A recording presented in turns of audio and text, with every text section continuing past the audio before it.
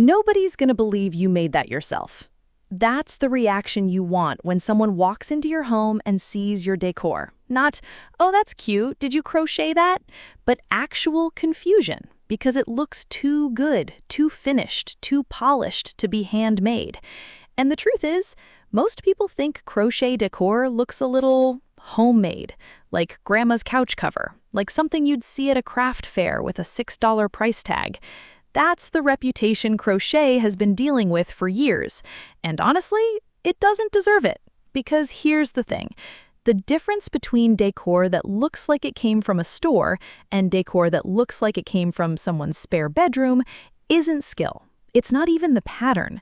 It's a few small things that most tutorials never talk about. And once you know them, you can't unknow them. So in this video, I'm going to show you exactly what those things are and walk you through some crochet decor ideas that genuinely look like you paid good money for them, even when you didn't, even when the yarn cost you less than $10. Let's get into it. Okay, so first, I want to address the elephant in the room. Why does so much crochet decor look off, like it's trying to be something but not quite getting there? I've thought about this a lot, and I think it comes down to three things: the color choices, the finishing, and the styling. That's it. Those three things are the reason something looks store-bought versus something that looks like a school project. And I say that with love, because I have absolutely made decor that looked like a school project. Colors first. When you walk into a home decor store, H&M Home, Zara Home, any of those places, what do you notice? The colors are calm. They're not trying too hard. It's a lot of warm whites, creamy tones, muted greens, dusty pinks, terracotta, charcoal. There's almost never a bright yellow or a royal blue or a fire engine red sitting on a shelf trying to be art. Now, I'm not saying those colors are bad for crochet.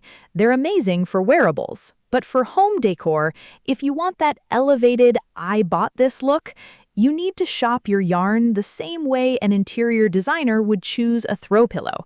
You want it to blend in beautifully, not stand out loudly. So when you're picking yarn for a decor project, hold it up next to the wall it's going near. Hold it next to the furniture. Does it look like it belongs there, or does it look like it arrived from a different room entirely? That single check will change everything about how your finished piece reads in a space. The second thing is finishing, and this one honestly makes people a little uncomfortable to hear, but I'm going to say it anyway. Weaving in your ends is not optional. I know, nobody likes it, but when you leave loops hanging out the back of a piece, or when you can see where the yarn tails were just kind of tucked in and hoped for the best, it shows. It shows a lot. Store-bought decor is clean on the back. It's neat. The construction is hidden. So if you want your crochet to compete with that, you have to treat the finishing like it's part of the project, not an afterthought you do while watching TV at the end. And while we're here, blocking. Blocking your crochet pieces is one of the underused techniques in the whole craft, and I genuinely don't understand why more people don't talk about it. When you block a finished piece, you're basically wetting it, shaping it, and letting it dry flat so it holds that shape. The result is something that looks structured, intentional, like it was manufactured, not looped together stitch by stitch. Even something as simple as a small wall hanging looks completely different before and after blocking. Before, it might be a little wavy, a little uneven at the edges. After, it lays perfectly flat. The corners are crisp. The whole thing just looks more expensive. It takes maybe an hour of actual work, and then you just leave it to dry. It's one of the highest return things you can do for the look of your finished pieces. Okay. Now let's talk about actual decor items, because I want to give you real ideas here, not just theory. The first one is a chunky woven wall hanging. These have been in stores for years. You've seen them. Big neutral piece, some fringe at the bottom, maybe a little texture variation in the middle. They retail for anywhere from $30 to $150 depending on where you're shopping, and they are so achievable with crochet. The key to making one that looks store-bought is layering your textures. You don't want one stitch pattern all the way through. You want a section of something flat and clean, like a basic single crochet, and then a section with more texture, like a bobble stitch or a raised stitch, and then your fringe at the bottom. That variation is exactly what you see in the ones being sold in stores. It doesn't look accidental, it looks designed. Keep it in one color, an off-white or a warm oatmeal tone works really well here, and mount it on a wooden dowel. Sand the dowel smooth, maybe give it a light stain if you want, or leave it off. Either way, it gives the piece that gallery wall feeling. Hang it up, and I promise you, nobody is guessing you made it. The next idea is a set of crocheted coasters. Now, I know coasters sound simple, maybe too simple, but when you make them properly, with a tight stitch count, a neat edge finish, and a set of 3 or 4 in coordinating colors, they look exactly like something you'd pick up at a home goods store. The trick here is the edge. A lot of crochet coasters have this very loose, wobbly border that immediately tells your brain handmade. To fix that, do 1 round of slip stitches around the edge after you finish. Pull it firm. You want that border to be tight and defined. Then block the coasters flat so they sit perfectly on a surface without curling up. Stack them, tie them with a bit of twine or ribbon, and they genuinely look like a gift you bought. Use cotton yarn for these, not acrylic.